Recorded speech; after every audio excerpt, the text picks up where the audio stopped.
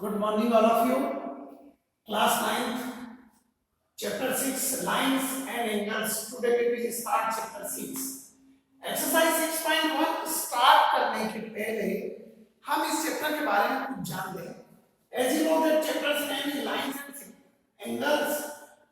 अब लाइन और एंगल में क्या रिलेशन है थोड़ा समझते हैं. किस किस तरह की लाइन क्या एंगल बनाती है. तो इसमें कुछ थ्योरम्स भी है, उन पर भी हम ध्यान देंगे बेटा, और उसके बाद हम एक्सरसाइज 6.1 स्टार्ट करेंगे. तो पहले मैं आपका ध्यान कुछ थ्योरम पर ले जाऊंगा, बेसिक चीजों पर, and then we will start the chapter. अब आप देखिए, हमने बहुत सारा ये इंट्रोडक्शन में आपको पूरा अपने हिसाब से समझा देता हूं. आप लाइन सेगमेंट और रे तो समझते हैं. A line has no end point. It is extended in both directions infinitely. But a line segment has two end point. देखिए इसमें दोनों एरो बनाए, मतलब इसका कोई एंड पॉइंट नहीं है, इसमें कोई एरो नहीं है, मतलब इसमें टू एंड पॉइंट है. तो ये लाइन है, ये लाइन सेगमेंट है, और जिसमें वन एरो होता है वो होता है रे. इसको हम एक डायरेक्शन में इनफाइनाइटली ले जा सकते हैं, बट वन डायरेक्शन इसका एंड पॉइंट होता है. One and point. A ray has one end point. A line segment has two end point. And a line has no end point. ये हो गया लाइन. अब दूसरी बात आती है आपको, ये मैंने लाइन सेगमेंट वगैरह सब बता दिया. Collinear points and non collinear points यहाँ दिया हुआ है. कॉलिनियर पॉइंट में होते हैं जो एक ही लाइन में पॉइंट होते हैं, जितने भी, उन्हें हम कॉलिनियर पॉइंट कहते हैं बेटे. जैसे इस लाइन में ये पॉइंट है A B C and D, और कॉलिनियर पॉइंट. हमने चैप्टर 6 क्यों स्टार्ट किया जानते हो ना. फिफ्थ चैप्टर क्या हो गया अभी इस सेशन के लिए कोर्स से हटा दिया गया है, इसलिए हमने फिफ्थ चैप्टर स्टार्ट नहीं किया है. फिफ्थ हम नहीं करेंगे, कोर्स से हट चुका है इस साल के लिए, है ना बेटा, ध्यान रखिए. These are collinear points. अगर ये पॉइंट सेम लाइन में नहीं होंगे, क्या है क्या, तो ये पॉइंट कहलाते हैं नॉन कॉलिनियर पॉइंट्स. जो एक लाइन में नहीं होते वो पॉइंट को क्या कहते हैं, नॉन कॉलिनियर पॉइंट्स. ये भी ध्यान में आ गया आपको. तो कॉलिनियर एंड नॉन कॉलिनियर. आपको एंगल के बारे में जानकारी यही सही बेटे. Acute angle, right angle, obtuse angle, straight angle and reflex angle. Acute angle, an angle whose measure is between 0 degree to 90 degree. 0 degree से 90 डिग्री के बीच का जो एंगल होता है वो एक्यूट एंगल कहलाता है. Right angle, an angle whose measure exactly 90 degree is called right angle. Obtuse angle, an angle whose measure between 90 to 180 degree, means 90 से ज्यादा 100 से कम, उसको क्या कहते हैं, obtuse angle. And straight angle, जिसका मेजरमेंट एग्जैक्टली 180 डिग्री होता है, उसे हम क्या कहते हैं, straight angle. And next one, reflex angle, an angle whose measure is more than 180 degree but less than 360 degree is called reflex angle. And an angle whose measure is exactly 360 degree is called a complete angle. तो कितने angle जाना है हमें. Number 1 acute angle, an angle whose measure between 0 degree to 90 degree, मतलब more than 0 degree but less than 90 degree is called acute angle. An angle whose measure exactly 90 degree is called right angle. Number 2. It was number 3. Number 4. Number 1, number 2, number 3. Obtuse angle. This is the third. An angle whose measure is between 90 to 180, means more than 90 degree but less than 180 degree, is called obtuse angle. And an angle whose measure is exactly 180 degree is called straight angle. This is the fourth angle. Fifth, an angle whose measure is more than 180 degree but less than 360 degree is called reflex angle. Is called reflex angle. And sixth, an angle whose measure exactly 360 degree, जो कि एक circle होता है, circle के centre पर, it is called complete angle. That is complete angle. और एक angle होता है 0 डिग्री एंगल, जिस पर कोई एंगल नहीं बनता है, 0 degree angle. That is clear. तो वैसे हमने इतने टाइप के एंगल समझ लिए, ये सब आपको आना चाहिए. ये मैंने ये चीज समझा दी आपको. अब बात आती है कॉम्प्लीमेंट्री और सप्लीमेंट्री एंगल की. ये हमने पिछली क्लास में पढ़ा है.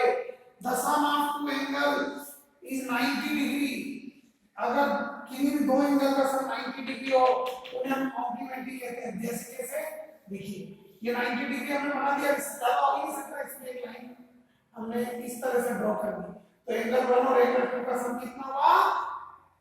90 डिग्री. तो फिर राइट एंगल था पूरा, तो इसमें दो एंगल बना दिया, टू एंगल.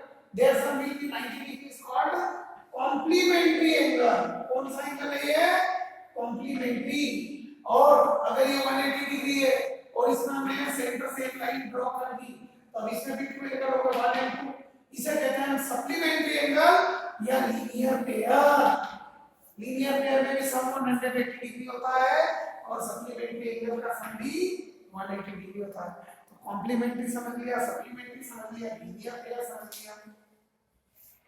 क्योंकि ये बहुत इंपॉर्टेंट चैप्टर है ज्योमेट्री का, इसलिए मैंने सारी बात आपको बता दी. अब मैं आपको बताता हूं vertically opposite angle. This one, ये वर्टिकली अपोजिट एंगल बताता हूं मैं. ये बुक के सब मैं समझा रहा हूं, पेज नंबर 90, 91 ये सब मैंने समझा दिया. ओके बेटे, फिर हम एक्सरसाइज पाएंगे 96 पर. नाउ वर्टिकली एंगल, जब दो लाइन एक दूसरे को क्रॉस करती है इस शेप में, तो इसके अपोजिट एंगल वर्टिकली एंगल कहलाते हैं. ये इक्वल होते हैं. थ्योरम अभी हम प्रूव करेंगे 9th क्लास में. These angles are equal. ये वर्टिकली अपोजिट एंगल कहलाते हैं. ये भी वर्टिकली अपोजिट एंगल, ये दोनों इक्वल है. इस तरह ये दोनों इक्वल. अभी हम थ्योरम करने वाले हैं इसमें की. ओके बेटे, और फिर एक्सरसाइज स्टार्ट करेंगे. तो बहुत इंपॉर्टेंट चैप्टर है, बिल्कुल बहुत सरल है. अगर ये चीजें आपने सब समझ ली तो आपका चैप्टर कंप्लीट समझ लीजिएगा, बहुत इजी. और अब आप ध्यान से समझिएगा, क्योंकि ये ज्योमेट्री चैप्टर है, तो बहुत सरल होता है. अगर समझ में आता जाएगा तो बहुत इजी है. वर्टिकली अपोजिट एंगल मैंने बता दिया. लीनियर पेयर मैंने बता ही दिया. जब किसी स्ट्रेट लाइन पर एक लाइन ड्रॉ करते हैं ऐसा, तो ये लीनियर पेयर बनाती है 180 डिग्री. ये बनाया हुआ लीनियर पेयर, जिसे लीनियर पेयर भी कहते हैं. अब थ्योरम आते हैं. 6.1 थ्योरम देखो बाप, ये स्टेटमेंट है यहाँ पर दिया हुआ है. पेज नंबर 93 पर देखिए. Theorem एक्सिमो 6.1. If a ray stands on a line, then the sum of two adjacent angle is 180 degree. देखिए ये लाइन है और इस पे एक रे टिकी हुई है, तो किसका पॉइंट है. तो ये जो दो एंगल बनाती है, इसे आप क्या कहते हैं? ये दो एंगल क्या कहलाते हैं? Linear pair. ये आपको क्या है? Recall, when the sum of two adjacent angle is 180 degree, they are called a linear pair of angle. linear pair भी कहलाते हैं और complementary भी कहलाते हैं. तो ये आपका स्टेटमेंट था. अब अपन आते हैं 6.2 थ्योरम, जो कि बहुत इंपॉर्टेंट है, फिर कॉपी में करना है. इफ द सम ऑफ, नहीं 6.3 करेंगे, सेकंड का भी समझ लीजिए. एक्सिमो 6.2. if the sum of two adjacent angle is 180 degrees, then the non common arms of the angle form a line. अगर किसी दो एंगल का सम 180 डिग्री हो तो नॉन कॉमन आर्म्स का मतलब जिसमें कोई कॉमन साइड नहीं हो, और वो एंगल जो एंगल बनेंगे वो एंगल एक लाइन को फॉर्म करेंगे. समझ गए? ये लाइन अगर अपन हटा दे तो सम 180 हो रहा ना, इधर और इधर, तो ये एक लाइन को फॉर्म करते हैं. ध्यान रखिए. अब 6.3 थ्योरम 6.3 हम स्टार्ट कर. नहीं, थ्योरम में वो एक्सिमो है. अब हम थ्योरम करेंगे 6.1. मोस्ट इंपोर्टेंट थ्योरम है और फिर कॉपी में करना है. ये आपको थ्योरम, ये डायग्राम बना हुआ है. ये थ्योरम का स्टेटमेंट यहां से लिखना है. Page number 94,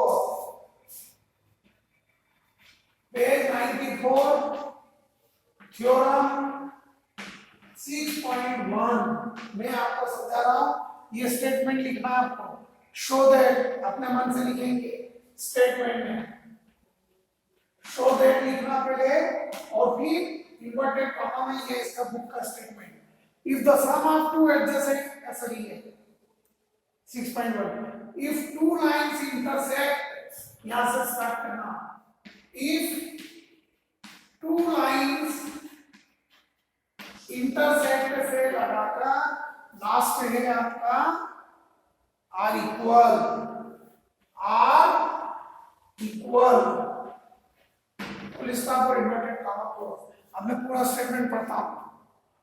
if two lines intersect each other then the vertically opposite angles are equal. वो कह रहा है कि अगर दो लाइनें इस तरह एक दूसरे को इंटरसेक्ट करती है, एक लाइन ए है और एक लाइन ए में, तो if two lines intersect each other then the vertically opposite angles are equal. तो वर्टिकली अपोजिट एंगल इक्वल होते हैं। ये O पर इंटरसेक्ट कर रही है वर्टिकली अपोजिट एंगल, जैसे ये 1 और ये 2, ये दोनों इक्वल होंगे। और ये मान लीजिए 3 और ये 4, तो ये दोनों इक्वल एंगल होंगे।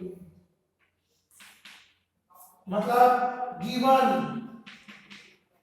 अब बुक में से नहीं लिखना, सॉल्यूशन में यहाँ लिखा। बुक में इसने ए बी और सी डी बताया, मैंने एल और एल लाइन दे दी। L and M lines are intersecting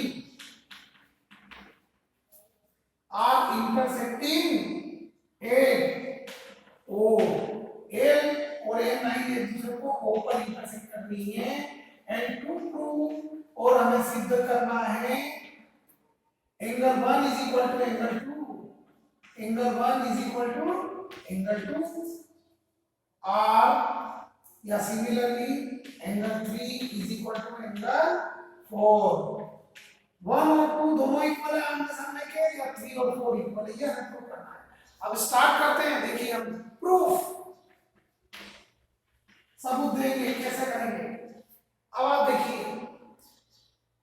आप जानते हैं angle 1 plus angle 3 is 180 degree.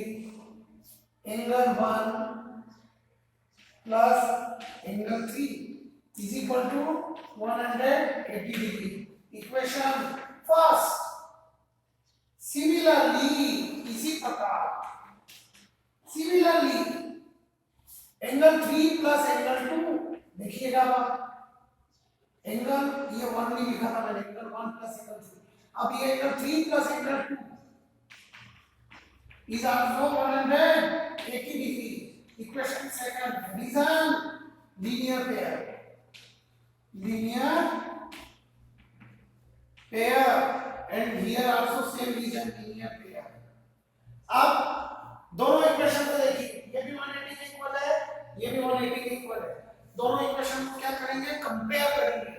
On comparing equation first and second, में यहां से मैं यहां लिखूंगा। On comparing equation first and second, दोनों के आरएचएस इक्वल है तो एलएचएस भी इक्वल होंगे। Angle 1 plus angle 3 is equal to angle 3 plus angle 2, angle 3 plus angle 2। अब एंगल 3 से एंगल 3 कैंसिल हो गया, क्योंकि प्लस से इधर आएगा तो माइनस, प्लस माइनस 0, और ये एंगल 1 में बार-बार 1 लिखना पड़ेगा। तो एंगल 1 इज इक्वल टू क्या हो गया, एंगल 2। ये आ गया आपका जो आपको प्रूव करना था। और similarly angle 3 is equal to angle 4, ऐसे ही हो जाएगा। Hence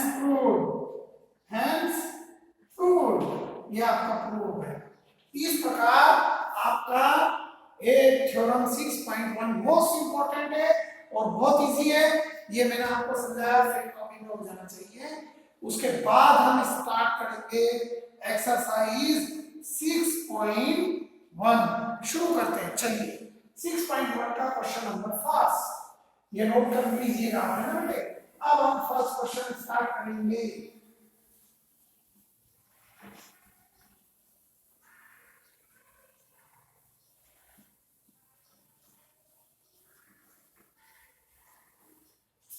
six point one question number first, diagram दिया हुआ है, पहले डायग्राम बनाएंगे हम। एक लाइन सेगमेंट है। अब नाम के लिए नाम क्लियर करेंगे। We have given line segment AB. This is line segment AB. Here is point O and another line CD. इसको इंटरसेक्ट करेंगे।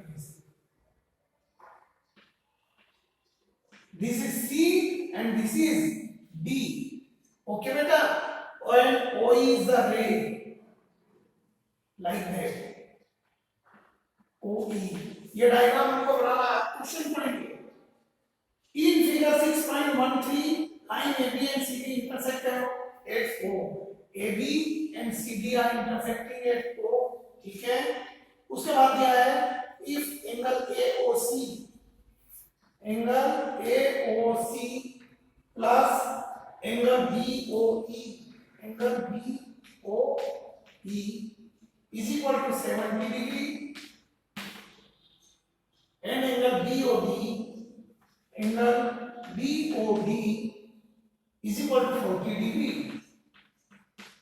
This is given.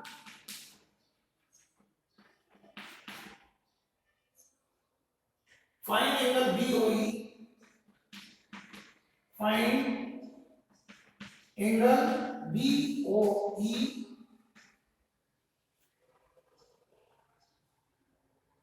and reflex angle COE. बहुत जरूरी में लिखना है। एंड रिफ्लेक्स जरूर लिखना है। रिफ्लेक्स एंगल COE, ये हमको फाइंड करना है। मैंने स्पेस में थोड़ा भी बताता हूं आपको। अब आप देखिएगा, क्वेश्चन ध्यान से समझिएगा, जो भी इसमें दिया है। एंगल AOC इसको हम नाम देते हैं एंगल 1। BOE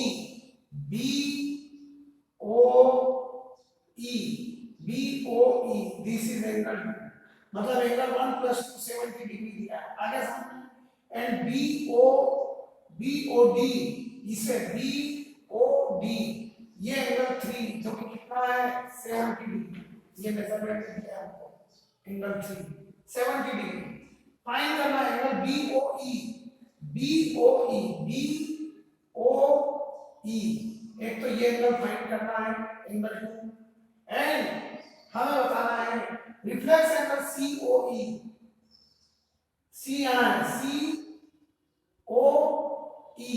COE ऐसा रिफ्लेक्स यहाँ से यहाँ ऐसा जाएगा, तब ये रिफ्लेक्स एंगल बनेगा। 360 में से ये एंगल माइनस करेंगे ना, तभी हमें रिफ्लेक्स एंगल पता लगेगा। अब हम स्टार्ट करते हैं। देखिए अब इस क्वेश्चन को कैसे करेंगे ये समझ लो। ये मैंने पूरा क्वेश्चन बता दिया। अब 2 लाइन इंटरसेक्ट कर रही है, अगर इसको अपन छोड़ दें थोड़ी देर के लिए, है ना, ये रे OE को दबा देता हूं मैं, तो OE ना देखेंगे तो angle 3 is equal to angle 1। क्यों है? क्योंकि ये क्या है, vertically opposite angle. We know, क्योंकि आपको दिया है AB and CD intersecting line, तो ये दोनों एंगल वर्टिकली अपोजिट एंगल हुए कि नहीं हुए? ऑफ कोर्स हुए बेटे। तो we know that angle 1 is equal to angle 3। Angle 3 का नाम क्या है जानते हो ना? BOD। एंगल 3 का नाम है BOD। Angle 1 is equal to angle BOD। ये BOD ये वाला कितना 40 डिग्री दिया था ना, मैंने 70 लिख दिया। मैंने 70 कैसे लिख दिया?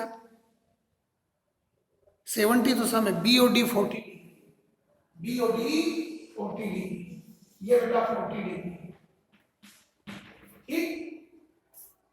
तो angle 1 is equal to angle BOD जो कि एंगल 3 है।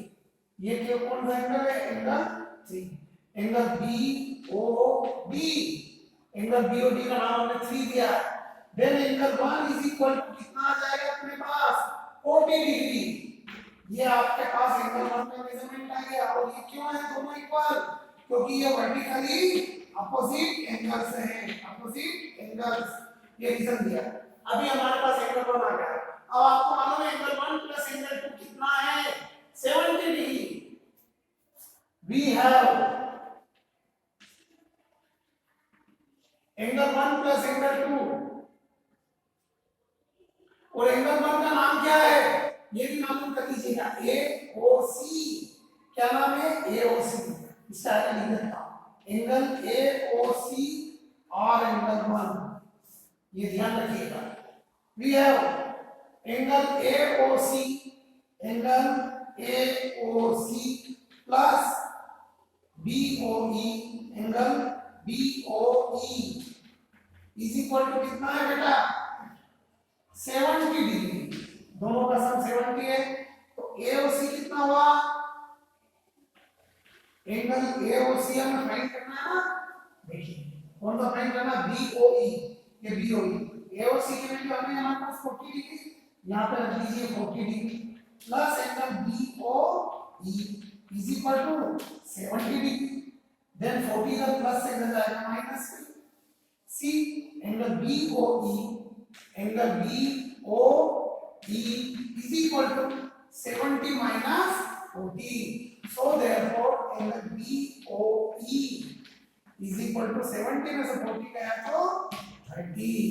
ये आ गया आपके पास 30 डिग्री। ये BOE फाइंड करना था आपको, ये आ गया BOE, जो कि एंगल कौन सा है? BOE का नाम क्या दिया था हमने? BOE, BOE angle 2। ये एंगल 2 हमें फाइंड करना था, ये आ गया हमारे पास angle 30 degree.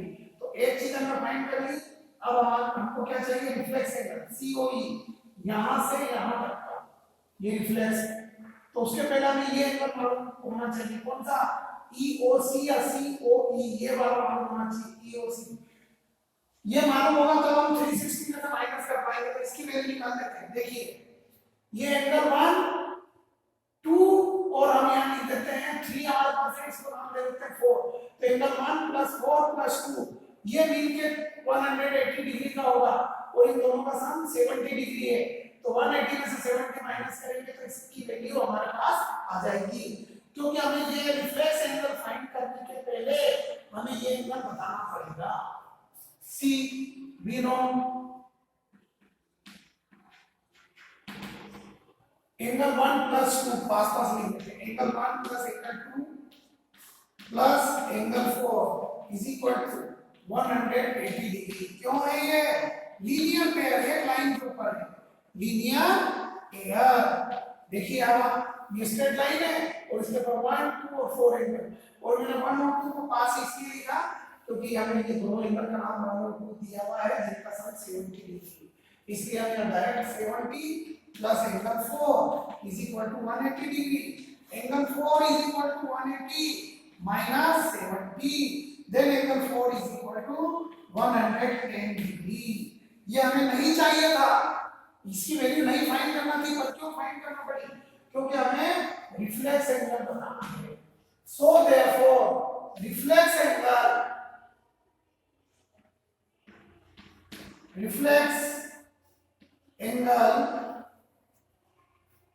COE, reflex angle COE is equal to 360 degree minus angle 4.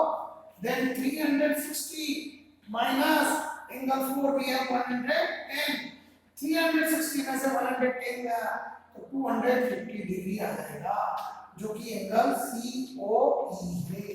ये आपके पास एंगल COE की वैल्यू आ गई है बेटे। इस तरीके से हमको ये क्वेश्चन करना चाहिए था। इट इज इजी, समझ में आया सबको? बहुत इंपॉर्टेंट क्वेश्चन है इस तरीके के।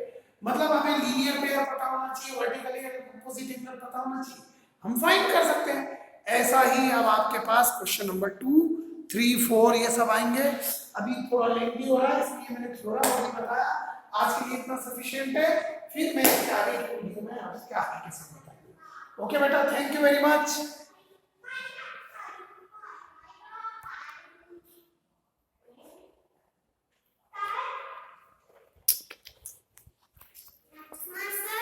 हाँ बेटे।